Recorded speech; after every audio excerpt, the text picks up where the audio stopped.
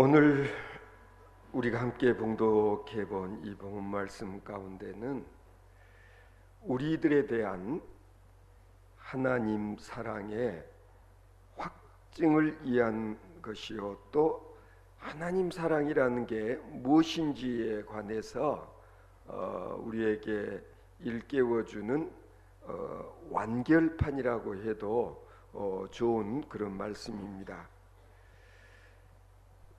우리가 당장 세상을 떠나 하나님 앞에 가지 않으면 안 되는 그런 상황이 되어질 때 여러분, 뭐가 제일 걱정이 되겠습니까?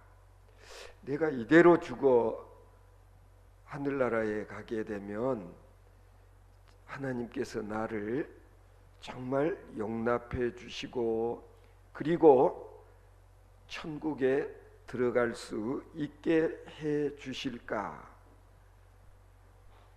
그런 염려, 그런 걱정 안 할 수가 없죠. 하나님은 사랑이시다라고 우리가 늘 이야기했지만 하나님께서는 그토록 나를 정말로 사랑해 주실까? 이걸 확인할 수만 있다면 얼마나 좋을까? 그런 생각 안 해보셨습니까? 탕자처럼 살아온 내가 아버지 집에 돌아간다고 했을 때에 나를 진짜 탕자의 아버지처럼 하나님께서 나를 받아 주실까? 자신 있으세요? 우리는 세상 살아가는 동안 가끔은 이런 생각을 안 해볼 수가 없습니다. 때로는 내가 병들었을 때, 아니면 하는 일이 영 잘 안 될 때, 아니면은 환난이 거푸거푸 계속될 때 문득 그런 생각도 해보죠. 혹시 하나님이 날 버리신 건 아닐까? 하나님께서 지금도 나 몰라라 하고 계시는 것은 아닐까라는 그런 염려도 우리가 해볼 때가 있는 것입니다. 때로는 내가 그동안 지은 죄 때문에 하나님의 사랑을 잃었고 그리고 버림을 당한 결과라고 생각할 때도 있습니다. 반대로 사업이 잘 되고 그리고 하는 일마다 승승장구하거나 건강하고 행복한 나날이 계속되면 그럴 때는 당연히 하나님께서 나를 사랑하시는구나, 나에게 이런 축복을 베푸시는구나, 나는 분명 하나님의 사랑을 받고 있는 자다라는 확신이 들지 않던가요? 사실 그런 점에서 오늘 말씀은 사도 바울의 구원론이자 바울이 생각하는 하나님의 은혜, 그리고 바울이 경험한 하나님 사랑에 대한 간증의 말씀이라고 그렇게 할 수 있을 것입니다. 바울 사도는 오늘 본문을 통해서 하나님 사랑에 대해서 아주 구체적으로 설명을 하고 있습니다. 앞부분에서는 거듭 반복해서 설명해 왔지만 믿음으로 말미암아 의롭다함을 얻었다고 하는 말은 결코 추상적인 그런 얘기가 아니라는 걸 아주 실감나게 설명해 주는 귀한 말씀이라고 할 수 있습니다. 오늘 본문 6절부터 8절까지 말씀을 보면은요, 이 말씀은 믿음으로 말미암아 의롭다 함을 받아서 자격이 없는 내가 구원을 받았다라는 그런 내용입니다. 여러분 한번 생각해 보십시오. 사랑받을 수 없는 자가 사랑을 받았다, 그런 이야기인 것입니다. 그렇다면 우리가 어떤 자격으로 하나님의 사랑을 받았다고 여러분은 생각하십니까? 아니, 난 정말 하나님 사랑을 받을 만한 자격이 있는 자인가? 받을 자격이 있다. 이유는 나처럼 하나님 말씀 순종하며 실천에 옮기면서 살아온 사람 있으면 나와보라 해. 자신 있어. 뭐 그렇다든지, 아니면 나는 새벽 기도까지 빠지지 않고 나오고 성수주일은 뭐 말할 것도 없고 11조 생활 철저히 하면서 성경에 나오는 선한 사마리아인과 같은 그런 삶을 내가 살아왔기 때문에 하나님께서 그런 나를 사랑하시고 내가 구원을 받는 것은 너무나 당연하다, 이런 생각을 하시는 분 있을 수 있죠. 그러나 분명히 말씀드리자면 그건 잘못된 생각이다, 착각이다, 그런 얘기예요. 우리가 예수를 믿으면서도 왜 은혜를 체험하지 못하는 삶을 사는가? 은혜를 받지 못한다고 말하는가? 이유는 분명해요. 방금 전과 같은 그런 생각을 하기 때문이다라는 거예요. 나는 할 만큼 했다. 나만큼 신앙생활 잘하는 사람 있으면 나와봐. 내가 지금까지 잘했기 때문에 당연히 하나님 사랑을 받아야 되고 그리고 은혜를 누려야 된다고 생각하는 사람은 뭔가 하나님 사랑을, 하나님 은혜를 잘못 이해하고 있는 것이다 라는 사실을 실은 바울 사도는 우리에게 가르쳐주고자 하는 거예요. 방금 전에 말씀드렸던 그런 생각들, 이게 뭐냐? 그게 바로 전형적인 율법적 관계에서 하나님의 사랑을, 구원을 이해하려 하는 자의 모습이다라는 거예요. 우리들은 솔직히 이야기하자면 아무리 애쓰고 노력을 한다고 하더라도 우리는 여전히 죄짓고 살고 그리고 허물이 많은 자임을 솔직히 고백하지 않으면 안 되는 거예요.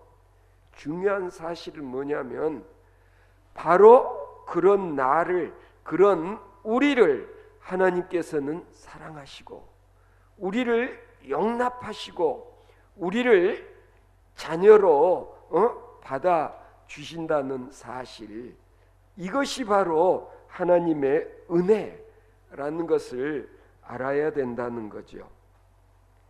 사실 우리가 신앙생활을 하는 과정에서 때로는 삐질 때도 있고 그리고 때로는 아주 계산적인 사랑을 하기가 쉬워요. 뭐 서로 사랑한다고 죽고 못 산다고 하다가도 어느 순간에 삐딱해 지는 그런 일들이 있잖아요. 이유가 뭐예요? 나는 정말 사랑하는데 왜 당신은 나에게 그만큼 보답을 하지 않느냐, 아니면 사랑을 않는 거냐, 이런 생각 때문이라는 거예요. 나는 자상하게 신경을 무던히도 쓴다고 하는데 당신이 나한테 하는 것 보면 전혀 아니라고 생각하는 것 때문에 때로는 실망하고 불평하고 원망하는 그런 경우가 종종 있지 않습니까? 그런데 참 사랑이란 그런 게 아니라는 거예요. 언젠가 제가 영화 러브스토리에서 주인공들이 주고받는 대사 뭐 그런 걸 우리가 명대사라고 그러잖아요. 사랑이라고 하는 것은 뭐냐? I am sorry라고 말하지 않는 거다. 진짜 사랑하는 사람들 간에는 내가 이런저런 이유로 인하여서 굳이 미안하다는 말을 할 필요가 없어야 된다라는 얘기. 왜 우리로 하여금 많은 걸 생각해 보게 하는 그런 말이지 않습니까? 부모의 입장에서 자식을 사랑한다고 할 때에 내 자식이 건강하고 공부도 잘하고 그리고 마음에 쏙쏙 드는 일만 찾아서 잘도 하기 때문에 나는 우리 아이들을 사랑한다, 사랑하지 않을 수가 없다. 반드시 그렇기만 합니까? 물론 그렇기도 하지만은 대체적으로 부모들이 경험하는 건 뭡니까? 건강한 자식보다는 병약한 자식, 그리고 소위 출세해서 잘 나가는 자식보다는 이리저리 뭔가 열심히 하려고 하지만은 잘 되지를 않는 그런 자식에게 실상은 더 마음이 가지 않느냐.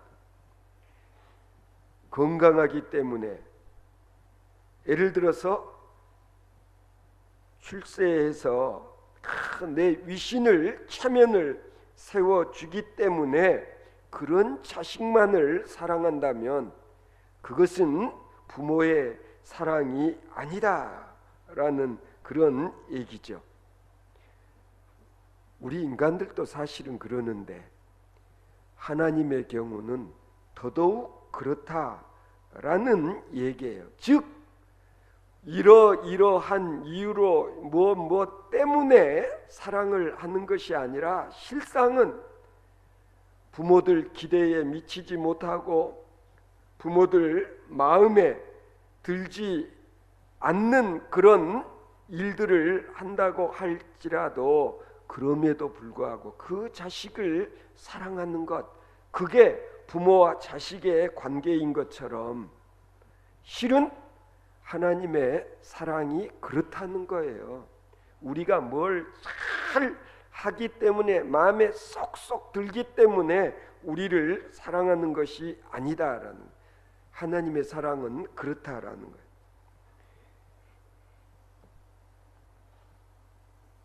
우리 어머니들 경우는 아마 경험들 해보셨을 거예요.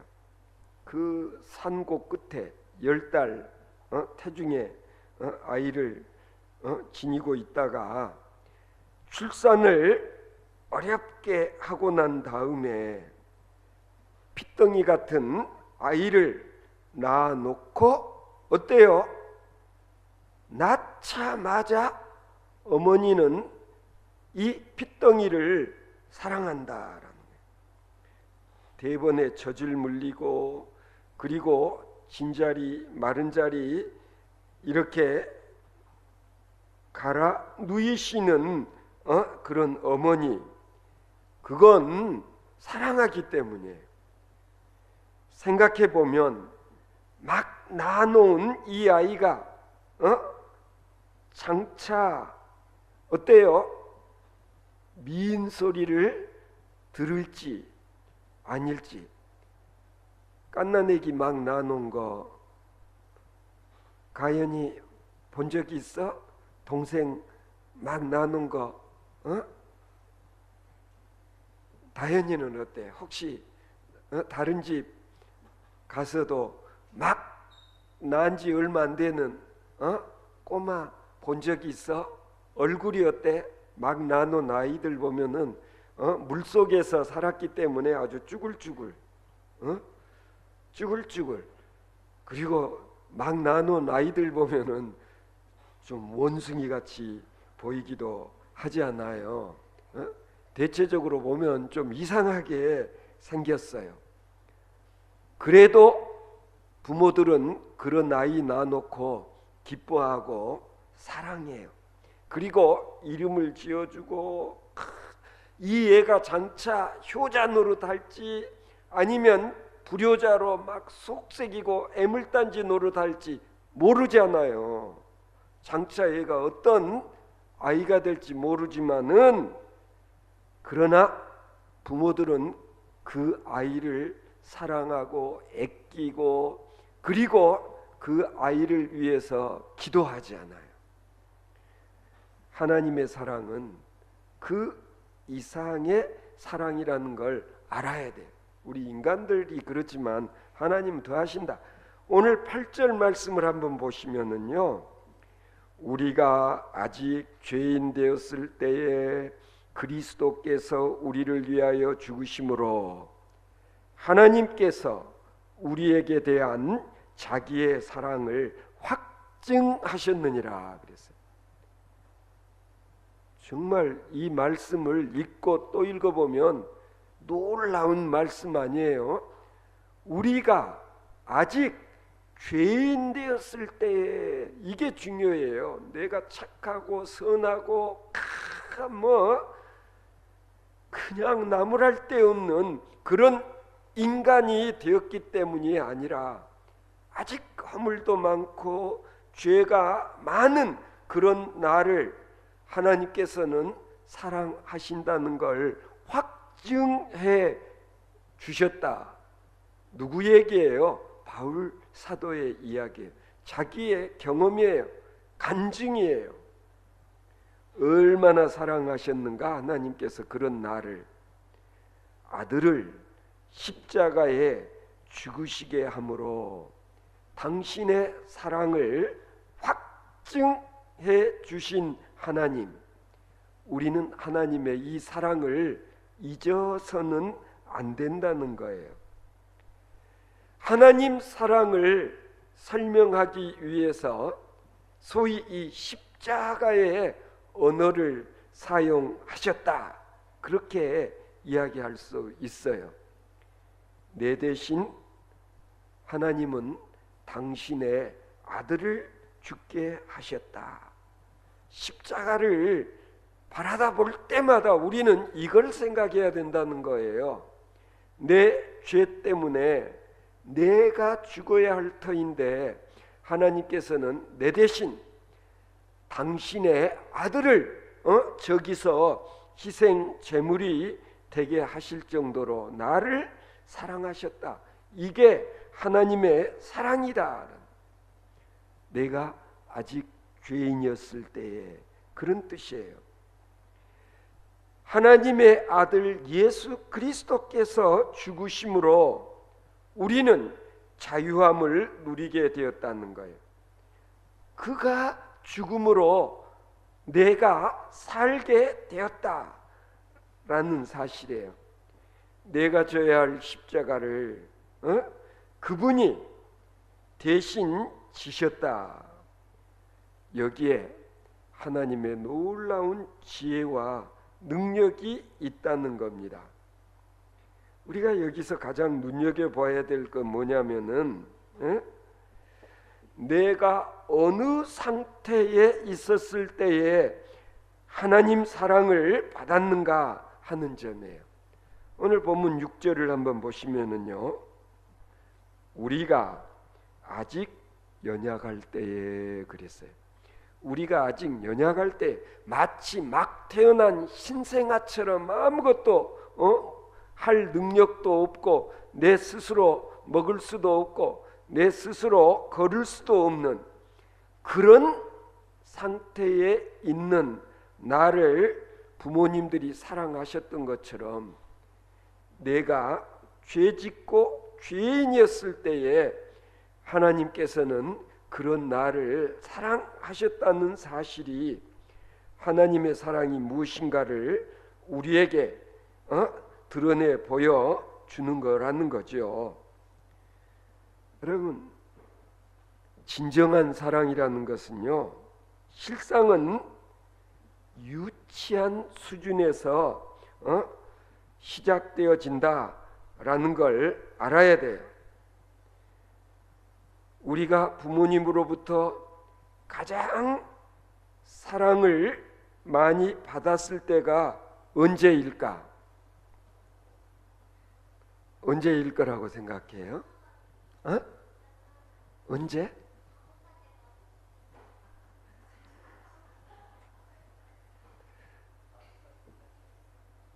다나 얘기가 맞을 것 같은데, 내가 아직 똥오줌도 못 가리던 그런 시절, 먹여주면 먹고 자고 배고프면 울고 보채고 했던 나를 우리 부모님들은 애지중지 키우셨다. 이게 중요한 거예요. 이게 대단히 중요한 거예요. 이게 진짜 사랑이라는 거예요. 요한복음 13장을 보면 이제 예수님은 몇 시간 후에 십자가에 달리시게 될 터인데 제자들은 이것을 까마득히 모르고 있었어요. 그럴 때 예수님은 이 한심한 제자들의 발을 씻어 주시면서 말씀하시기를 뭐라고 말씀하셨냐? 나의 하는 것을 너희가 이제는 알지 못하나 이후에는 알리라 그랬어요. 이것이 진짜 사랑이라는 거예요. 지금 몰라. 이 제자들은 한심해. 그런 제자들의 발을 씻겨 주셨던 주님, 왜 그랬을까요? 왜 제자들 발을 씻겨 주셨을까? 예수님께서 지금 엄청난 일을 당하게 될 터인데도 그걸 모르고 있는 이 한심한 제자들, 예수님 왜 그 제자들 발 씻어줬을까? 다나 한 번 더 대답해. 응? 예수님은 그런 제자들을 사랑하셨기 때문에 그랬어요. 그렇잖아. 예수님은 그들을 사랑하셨기 때문에 위해주고 그리고 아끼시고 더러운 발까지 씻겨 주셨다라는 거예요. 예수님께서 그런 사랑의 행위를 하면서 니들이 이걸 알아주기를 바랬느냐? 아니에요. 지금 니들 내가 아무리 이야기해도 몰라. 먼 훗날에 알게 될지 아니면 끝까지 모를지 그건 장담할 수 없지만 그러나 그런 너희들을 나는 사랑한다. 이게 주님의 사랑이라는 걸 알아야 돼. 그러니까 한마디로 말해서 아직 제자들이 좀 유치한 낮은 수준에 있었을 때에 그들을 주님은 사랑하셨다. 이게 중요한 거예요. 하나님은 우리가 아주 유치한 수준에 있을 때에 그런 나를 사랑하셨다. 이걸 바울 사도는 가르쳐주고 싶어 하는 거예요. 오늘 본문 말씀 가운데서 하나님의 사랑이 확증되어진 것은 8절에 있는 이 말씀이라는 거예요. 다시 한번 보시죠. 우리가 아직 죄인 되었을 때에 무슨 얘기일까요? 우리의 신분이 어떤 레벨에 있었을 때 하나님은 그 높은 수준에 있는 나를, 우리를 사랑한 것이 아니라는 거예요. 하나님은 우리가 아직 죄인이었을 때에 우리를 사랑하셨다. 의인으로 사랑을 받은 것이 아니라 죄인인데도 불구하고 나는 하나님의 사랑을 받았다. 이걸 알기 때문에 그냥 감사하지 않을 수가 없어. 그렇지 않습니까?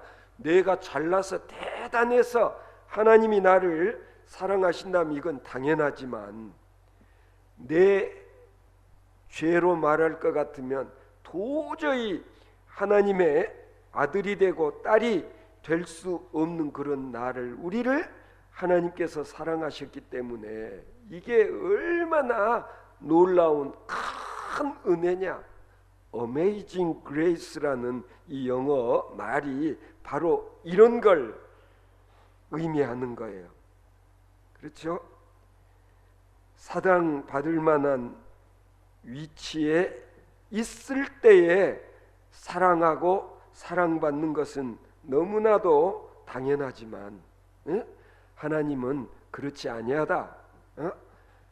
값도 하지 못하는 나를 하나님께서는 애지중지 하나님의 아들이 되게 하고 딸이 되게 하신 이 하나님의 사랑을 우리가 알아야 돼요. 이건 조건이 없는 소위 아가페의 사랑이다, 그렇게 말할 수 있어요. 제가 아마 초등학교 다녔을 때 교회 학교에서 이 설교 중에 들었던 이야기가 가끔 생각날 때가 있어요. 어떤 부잣집에 아들이 하나 있었는데 이 녀석이 자꾸 아빠한테 돈을 달라고 해가지고 돈만 주면 가서 써버리고 들어오고 써버리고 들어오고 그랬어요. 그래서 하루는 아버지가 용돈 달라는 아들에게 물었다는 거예요. 넌 내게서 돈 달라 해가지고 돈 가지고 가서 뭐 하는 데 쓰냐? 그랬더니 아들 녀석이 하는 말이, 아빠, 나는요 친구 사귀는데 돈을 써요. 아버지가 들어보니까 제법 우젓한 대답이잖아요. 그래? 그러면 앞으로도 필요할 때마다 나한테 용돈 달라고 그래. 하루는 또 용돈 달라는 아들에게 아버지가 물었다는 거 아니에요? 그래, 그동안에 친구들 많이 사귀었어? 예 아빠, 나 좋아하는 친구가 너무나 많아요. 그러자 아버지가 자신 있게 말하는 아들에게, 그래 얘야, 그러면은 너 친구들을 한번 시험을 해보자. 진짜 친구인지 아닌지. 좋아요 아빠, 자신 있어요. 그래. 그래서 아버지는 돼지 한 마리를 잡아가지고 가마니에 둘둘 말아서 피가 흐르는 이 가마니를 들쳐매고 아들에게 이야기했다는 거예요. 자, 네 친구네 집 한 집 한 집 이제 돌아다니면서 진짜 친구인지 아닌지 한번 우리 시험을 해보자. 아들에게 이렇게 이야기하라고 그랬어요. 똑똑똑 두드려 가지고 친구가 나오면 이렇게 이야기해라. 내가 그만 어쩌다 실수를 해서 사람을 죽였어. 이 시체를 좀 처리를 해야 되는데 자네가 좀 도와줘. 여기 지금 내가 죽인 시체가 이 가마니 속에 들어있어. 그렇게 이야기하라고 그랬거든요. 아들이 친구 집이라고 하는데 가서 똑똑똑 두드리고 친구가 나오니까 아버지가 하라는 대로 이야기를 했을 때에 친구의 반응이 어땠을까? 다나 어땠을 것 같아? 응? 친구가 막 실수로 사람 죽였다고 가만히에 돌돌 말아가지고 왔는데 막 피도 흘러내려. 그걸 본 친구, 내 시체 좀 처리하는데 친구인 네가 좀 도와줘. 그러니까 친구들이 어떻게 했을 것 같아? 응? 자수해라고?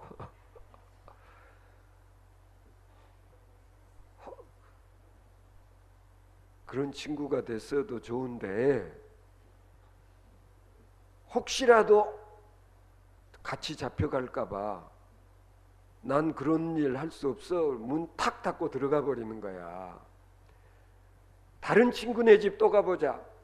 다른 친구네 집 가서 또 똑똑똑이 친구 나와가지고 이야기를 해도 또 그러는 거야.